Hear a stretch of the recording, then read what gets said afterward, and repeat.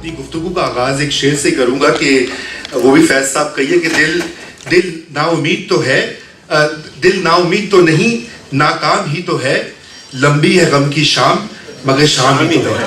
ठीक है, तो इसलिए मेरे ख्याल से नाउमीदी की बातें नहीं करनी चाहिए। बहुत ब्लैक होल्स और बहुत चैलेंजेस और ऑब्स्टिकल्स हैं, मगर ऐसे भी नहीं है कि उनको ओवरकम ना किया जा सके।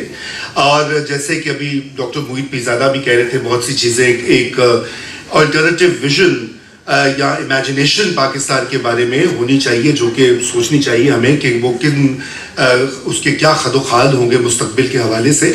तो मैं भी ये चाहूँगा कि ये मौजूदा सियासत जो होती है उससे कतई नज़र मैं 4-5 जो इश्यूज़ हैं पाकिस्तान के मुस्तकबिल के हवाले से मैं उसकी तरफ इशारा करना चाहता हूँ। और वैसे तो आप सबके इल्म में है, कुछ दोहराऊंगा, मगर देखिए पाकिस्तान की तारीख इस बात का जो है एक गवाही देती है कि पाकिस्तान में एक फेडरल कॉन्स्टिट्यूशनलिस्ट जैसे स्ट्रक्चर है उसके बगैर मुल्क नहीं चल सकता। 1971 में हमने आधा मुल्क और अपनी अक्सरियत आबादी गवा दी क्योंकि हम फेडरलिज्म का तायुन नहीं कर सके। हमने बंगालियों के हकूक उनको नहीं दिए, वोट खड़े हुए, हिंदुस्तान ने उनकी मदद की और पाकिस्तान की जो अक्सरियत आबादी थी 56%, ये भी दुनिया की तारीख में एक अछूता और अनोखा वाकया है कि मेजॉरिटी जो है वो उसे सीड कर जाए माइनॉरिटी से।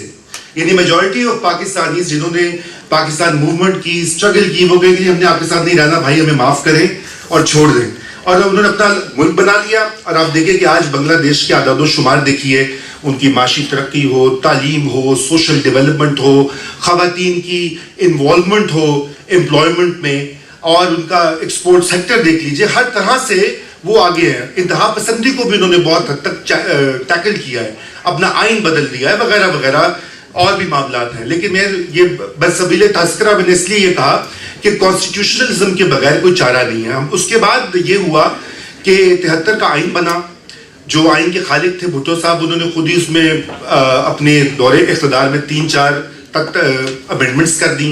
उसके बाद 11 साल उसको मुअत्तल कर दिया। जनरल ज़ियाउल हक ने उसका फिर हुलिया ऐसा बिगाड़ा 8th अमेंडमेंट के बाद कि वो उसकी शक्ल ही नहीं पहचानी गई।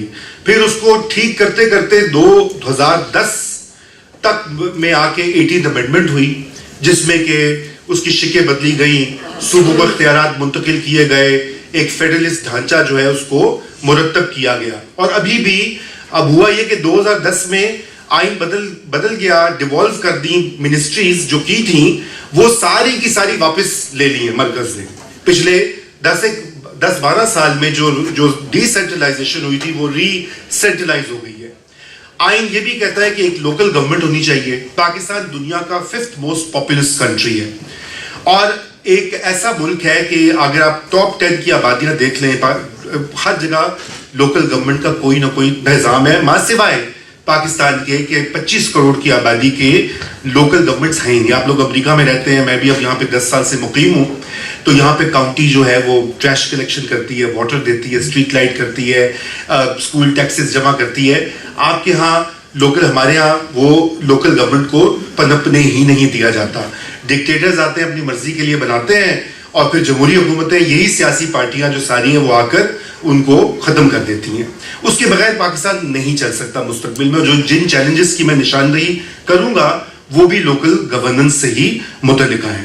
तो एक तो ये बात है कि अब जो कुछ अभी पाकिस्तान में हो रहा है, इस वक्त जो हो रहा है, पिछले 24 महीनों का जिक्र किया डॉक्टर मोहित पीरजादा ने, उससे पहले 36 महीने देख लीजिए, उससे पहले 60 महीने देख लीजिए, उन सब में कॉन्स्टिट्यूशनल वायलेशंस का प्रॉब्लम है, पार्लियामेंट की सुप्रीमेसी का प्रॉब्लम है।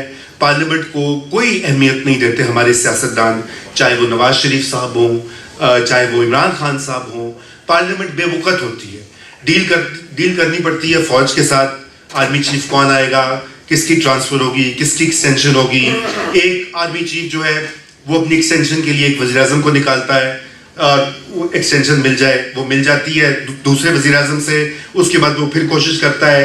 अभी एक और आर्मी चीफ आ गया है, अगले साल इनका टेन्योर खत्म होगा, आप देखिए अगले साल हिजाज स्टार्ट हो जाएगा पाकिस्तान में। ऐसी तो तबाही तूफान, रोजाना आपको लगेगा कि मुल्क गिर गया, तबाह हो गए, मर गए, क्योंकि जी वो एक्सटेंशन होनी है और फड्डा स्टार्ट हो जाएगा। तो सिविल मिलिट्री के जो डायनामिक्स है वो सारी انڈیویجول اور پرسنالٹی سینٹرک ہو چکے ہیں سسٹمز کی ڈکلائن کی وجہ سے. تو یہ انسٹیٹیوشنز کا جو ڈکلائن ہے وہ کانسٹیٹیوشنلزم کے ڈکلائن سے ہی لنکڈ ہے. تو میں پہلی بات تو یہ کہنا چاہتا ہوں, اس کو کس طرح کرنا ہے تو اس کے لیے ہمیں بالکل کلیئر ہونا چاہیے as civil society, as Pakistanis, overseas Pakistanis, کہ پاکستان کا مستقبل جو ہے, فیوچر, وہ کانسٹیٹیوشنل سپریمیسی کے علاوہ کوئی اور چارہ نہیں. ہم نے سب کچھ ایکسپیریمنٹ کر لیا ہے. ہم نے ڈکٹیٹرشپس 3 ایکسپیریمنٹ کی. جنرل مشرف تو سی ای او بن گئے تھے, وہ تو ایڈمنسٹریٹر بھی نہیں بنے, سی ایم ایل اے, وہ بھی کر لیا. ہم نے ہائیبریڈ ڈیموکریسی بھی دیکھ لی ہے 2-3 ادوار. ہم نے اور طرح کے بھٹو صاحب کا بھی ٹائم دیکھ لیا ہے, ڈیموکریٹک اتھارٹیرینزم, لیکن نہیں چلا, کیونکہ جب تک آپ کے یہاں کانسٹیٹیوشنلزم جس میں کہ تمام اکائیاں جو ہیں ہماری وفاق کی, ان کی شمولیت, شرکت, ان کی آواز گارنٹیڈ نہ ہو, اس وقت تک پاکستان کا فارورڈ اس کو امیجن کرنا ممکن نہیں. آپ کرتے رہیے ایکسپیریمنٹس اور یہ بار بار وہی دھکے کھائے گا ملک اور اس کے عوام. نمبر 1. نمبر 2, کچھ انتہا پسندی کی بات ڈاکٹر محیط پیرزادہ نے اشارہ کیا تھا. میں سمجھتا ہوں کہ وہ بھی ایک سرایت کر چکا ہے. وہ 40 سال کا منصوبہ ہے. 1974 میں پاکستان کی ڈائریکشن ذوالفقار علی بھٹو کے تحت جو ہے وہ بدلنی شروع ہوئی.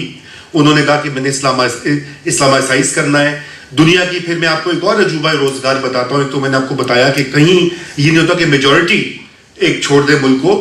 کہیں دنیا کی کوئی ایسی پارلیمنٹ نہیں ہے جس نے کہا کہ بھی فلاں گروپ جو ہے وہ مسلمان نہیں ہے. یہ پارلیمنٹرینز کا آپ دیکھ لیجئے, ماڈرن ہسٹری 200 سال کی اٹھا لیجئے, برطانیہ کی, امریکہ کی, فرانس کی, ہندوستان کی, کہ کہاں پہ پارلیمنٹ نے کہا کہ جی ایک گروپ جو ہے وہ اب آج سے مسلمان نہیں ہے. یہ 74 میں ہماری پارلیمنٹ نے کیا. ماشاءاللہ آج یہ عالم ہو گیا ہے کہ وہ جو ہے کمیونٹی, احمدیہ کمیونٹی, وہ اپنے آپ کو ظاہر کرنے سے ڈرتے ہیں, گھبراتے ہیں, نکلنا چاہتے ہیں. بہت سے لوگ چھوڑ بھی چکے ہیں ملک, اور جو وہاں پہ بچے ہیں ہر وقت وہ انسیکیور ہے. لیکن یہ ایک کمیونٹی ہے. کئی اور اس طرح کی کمیونٹی, مائنورٹیز جو ہیں, چاہے وہ مذہبی, چاہے وہ مسلمان اقلیتیں ہوں یا غیر مسلم اقلیتیں ہوں, وہ پاکستان میں غیر محفوظ ہیں. اور ان کی جو غیر محفوظ اور ان کی جو ڈسکریمنیشن ہے اس کو قانون میں ثبت کر دیا گیا ہے. کرسچنز ہوں, احمدیز ہوں, اور گروپس ہوں, وہ ایسے قوانین لاگو کر دیے گئے کہ اب وہ جو 5-6% ہمارے نان مسلمز ہیں, وہ ان کی سٹیزنشپ ہی مکمل نہیں ہے, ان کو وہ شہری حقوق ہی حاصل نہیں ہے. اور وہ سرایت کیا ہے ہمارے کریکولا ایجوکیشن کے تحت, ہماری اسٹیٹ پالیسی, ہماری سیاسی پارٹیوں کا مذہبی ٹچ اور مذہبی ریٹرک, کہ آج ایک عورت اگر عربی کی جو ہے لینگویج والا کرتا پہن کے کسی برگر کی دکان میں جاتی ہے تو وہاں پہ لوگ ہجوم آ جاتا ہے کہ میں آپ کو مار دوں گا کیونکہ آپ نے قرآن شریف کی آیتیں, یعنی کہ وہ تمیز بھی نہیں کر سکتے, پڑھنا بھی نہیں آتا کہ قرآن پاک کی آیت ہے یا عام کچھ عربی میں کوئی چیز لکھی ہے, کوئی فیض کا شعر لکھا ہے. میں نے دیکھا یہاں بھی بہت سارے لوگوں نے اس طرح کے دوپٹے اور چادریں پہنی ہوئی تھیں. آپ یہاں پہ تو پہن سکتے ہیں, پاکستان میں لوگوں نے چھوڑ دیا وہ پہننا, کیونکہ لوگ گھبراتے ہیں کہ ہم اسلام آباد یا لاہور یا کراچی یا سیالکوٹ کی مارکیٹ میں جائیں گے تو پتہ نہیں کوئی گروپ جمع ہو کے ہمیں مار ہی نہ دے.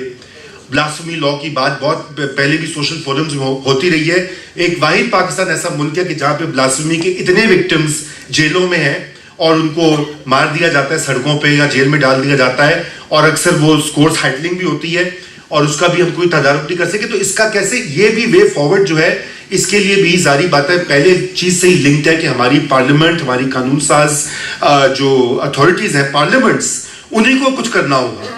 یہ فوجی ڈکٹیٹرز, مشرف آیا تھا انلائٹنڈ ماڈریشن کے نعرے کے ساتھ, اس نے کہا جی میں یہ کروں گا وہ کروں گا, بالکل اس کے ٹینیور کے اینڈ کے اوپر یہ چیزیں اور سنگین ہو چکی تھیں, بہتری کی طرف مائل نہیں ہوئی. تیسری چیز جو میں مختصر وقت کا وہ ہے خیال, اور وہ ہے ماحولیاتی تبدیلی یا جسے کلائمیٹ چینج کہا جاتا ہے. دیکھیے یوں تو وہ ایک گلوبل مسئلہ ہے, کوئی اس میں شک نہیں ہے. امریکہ میں بھی کلائمیٹ چینج جاری ہے, منیسوٹا, کیلیفورنیا, فلوریڈا, جگہ جگہ پر. مگر پاکستان, ہمارا مستقبل, ہماری اس یوتھ کا مستقبل سیکیور نہیں ہے جب تک آپ پاکستان کو ایک ڈیولپمنٹل اسٹیٹ جس میں کہ ترقی, انسانی ترقی, معاشی ترقی کے اہداف جو ہیں وہ مقرر ہوں اور پورا ملک, سب سیاسی پارٹیاں, سارے وسائل اس کی طرف جائیں. اس میں کی ایشوز ہیں ہیلتھ اینڈ ایجوکیشن.